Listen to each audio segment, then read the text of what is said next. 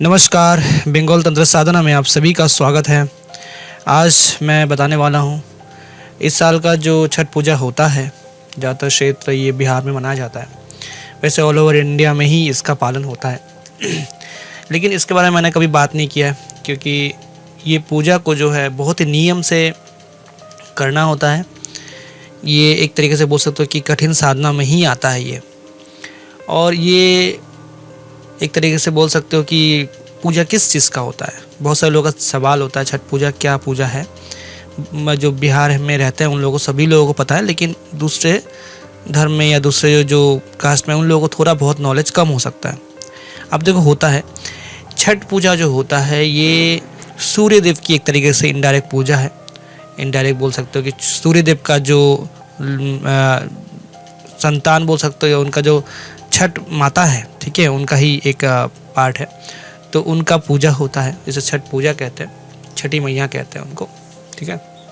और ये बहुत ही महत्वपूर्ण पूजा है, ठीक है। ये श्री राम के समय से ये चला आ रहा है।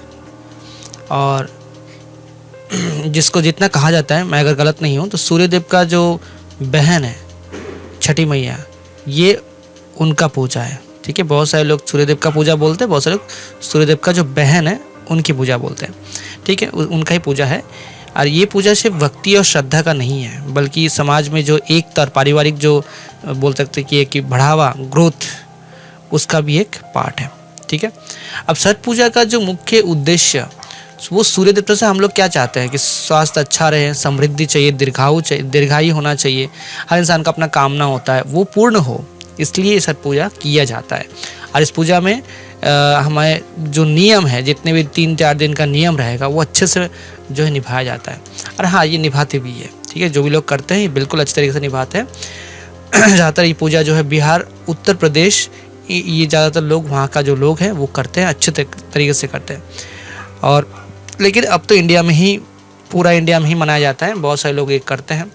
और इसके दौरान जब ये साधना चलता है, सूर्यदेव का देवता की जो उपासना है, फिर पर्यावरण की जो शुद्धता है, ये बहुत ज़्यादा इम्पोर्टेंट है इसमें। और छठ पूजा में इस बार जो 2025 में पड़ा है वो है 25 अक्टूबर से 28 अक्टूबर। अब ये टाइम मैं बता दूंगा कितना, कौन सा दिन क्या पड़ा है, ठीक है, क्योंकि इसमें मतलब 4 दिन होता है, 25, 26, 27, 28, 4 दिन होगा।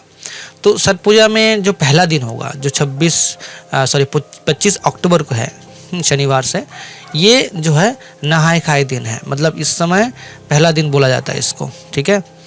और दूसरा दिन जो है वो 26 अक्टूबर को है, वो है खरना, ठीक है। मैं सबका अलग अलग करके बताता हूँ। और तीसरा दिन है 27 अक्टूबर सोमवार को, जिसे कहते हैं आपका संध्या अर्घ, जिसे डूबते हुए सूर्य को कहा जाता है। ये अलग अलग दिन का नियम होता है इसमें। और इसमें चौथा दिन जो होगा वो 28 अक्टूबर को है, मंगलवार बोलते हैं। उस दिन होगा उषा अर्घा, जिसे उगते हुए सूरज, ठीक है। अब उस दिन का वो अलग टाइप का पूजा रहता है। तो ये 4 दिन में अलग अलग तरीके का नियम रहते हैं, पूजा उसका उस हिसाब से करना पड़ता है।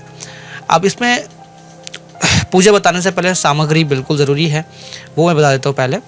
तो छठ पूजा की सामग्री को 2 मुख्य भागों में यहाँ पे डिवाइड किया गया है। एक है इसमें पूजा सामग्री और एक है प्रसाद सामग्री, ठीक है। दोनों अलग है।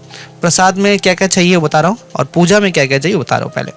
तो पहला हो गया आपका पूजा सामग्री। पूजा सामग्री में जो बांस की टोकरी होता है, ठीक है, हाँ, जिसे हम लोग सूप या द्वारा भी बोलते हैं, तो बांस की टोकरी यहाँ पे लगेगा, ठीक है।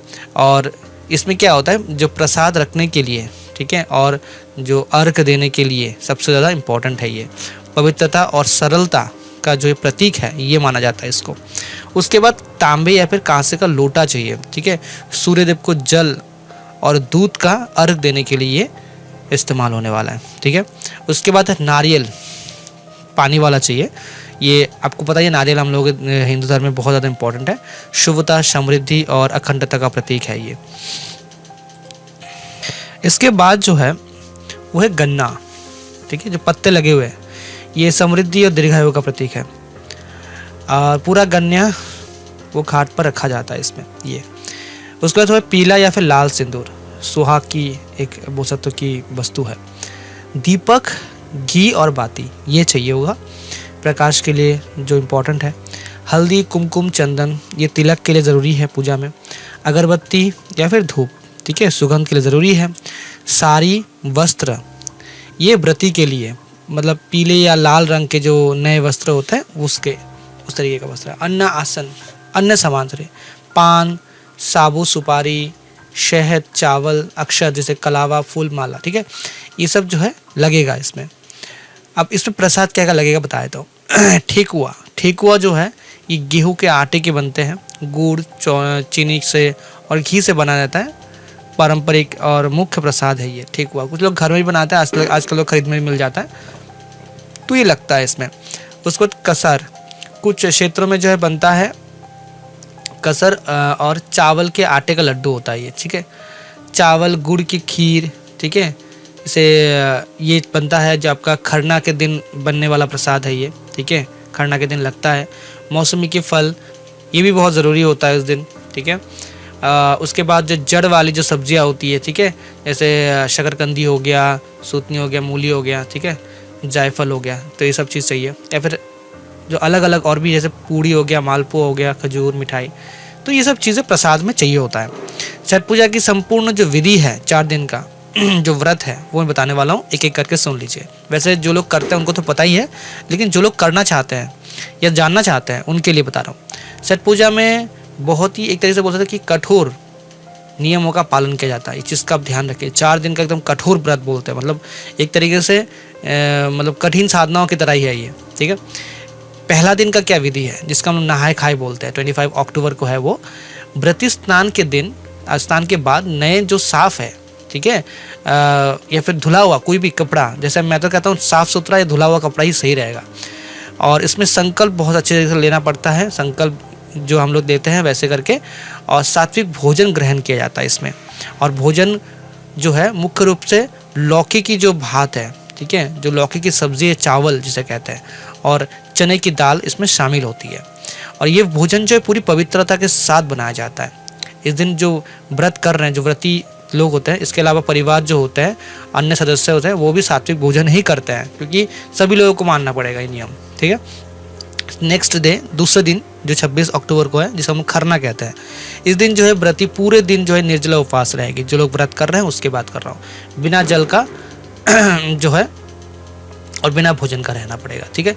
शाम को सूर्यास्त के बाद गुड़, चावल और खीर का रोटी यहाँ बनाया जाएगा, तो वो यहाँ पे लिया जाता है इसमें।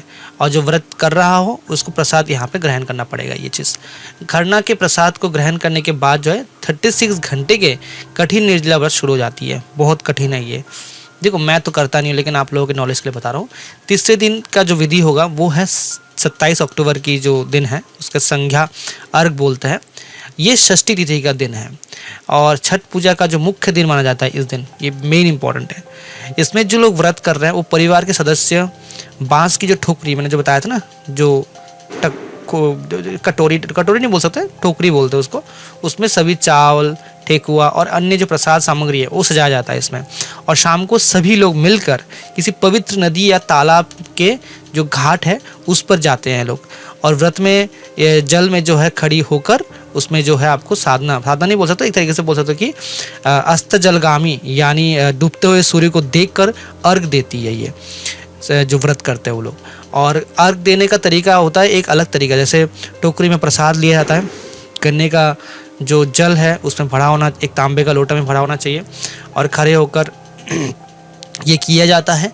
और सूर्य को दूध और जल अर्पित किया जाता है। पूजा के दौरान जो है छठी मैया के जो गीत होता है वो गाया जाता है और सुख समृद्धि का कामना की जाती है। तो ये पूरा तीसरे दिन का जो संध्या है, संध्या अर्घ बोलते हैं, वो बताया गया है। उसका चौथे दिन का विधि उषा अर्घ या फिर पारण जिसे कहते हैं, ठीक है, 28 अक्टूबर को होता है ये, मतलब इस साल के लिए। तो ये इस दिन क्या होता है, देखो ये अंतिम पर्व माना जाता है। इसमें परिवार के लोग, जो परिवार है लोग भर में जो व्रत कर रहे हैं, वो घाट पर पहुंचते हैं और उगते हुए जो सूर्य है उसका इंतज़ार करते हैं। सुबह पहुंचना पड़ता है और व्रत के जल में खड़ी होकर फिर टोकरी में जो प्रसाद है वो रखना पड़ता है, जैसे दूध, जल, उसके साथ उगते हुए सूर्यदेव को जो है ये दिखाना पड़ता है, अर्घ देना पड़ता है। और अर्घ देने के बाद जो व्रत कर रहे हैं वो छठी मैया और सूर्यदेव के सामने संतान, परिवार और सुख समृद्धि का और दीर्घायु का जो है आशीर्वाद मांगती है। तो इसके बाद ही जो है व्रत कंप्लीट होता है। इसके साथ व्रत घाट पर प्रसाद वहाँ पे ग्रहण किया जाता है।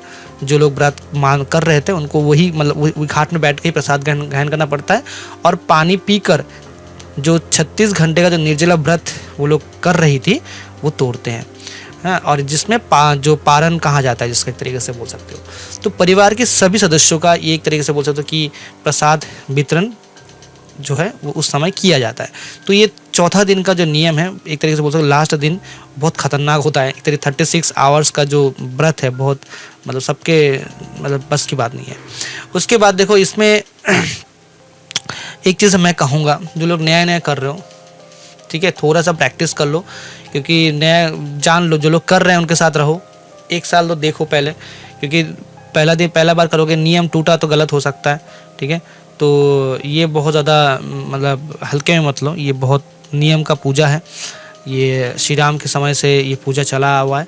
और इसमें एक तरीके से बोल सकते हो कि जो लोग ये चीज़ करते हैं उनके जीवन में खुशहाली समृद्धि बिल्कुल आती है। और ये साधना नहीं है, एक पूजा है, लेकिन फिर भी एक साधना है। मतलब एक पूजा के जैसा इस साधना को निभाया जाता है और बहुत ही अच्छी तरीके से 4 दिन का ये साधना रहता है, मतलब पूजा रहता है। और मैं तो इस चीज़ को बहुत अच्छी तरीके से बोल सकता हूँ कि मतलब प्रेरणा मिलता है मुझे कि इस जो सांसारिक जीवन के लोग हैं, जो लोग जीवन में कुछ अच्छा पाना चाहते हैं, बिना साधना का भी इस तरीके के जो पूजा होते हैं करके अपना जीवन को समृद्धशाली बना सकते हैं। तो यही था छठ पूजा का नियम, ठीक है। आगे मैं और भी ऐसे इस तरीके का जो चीज़ें हैं, जो साधनाएं भी होंगी उसके साथ, ठीक है, पूजाएं हैं जो लोग आप लोग करना चाहते हो, जानना चाहते हो उसके बारे में, तो वीडियोज़ आएंगी। तो आज के लिए इतने, अपना ख्याल रखिए। जय माँ काली।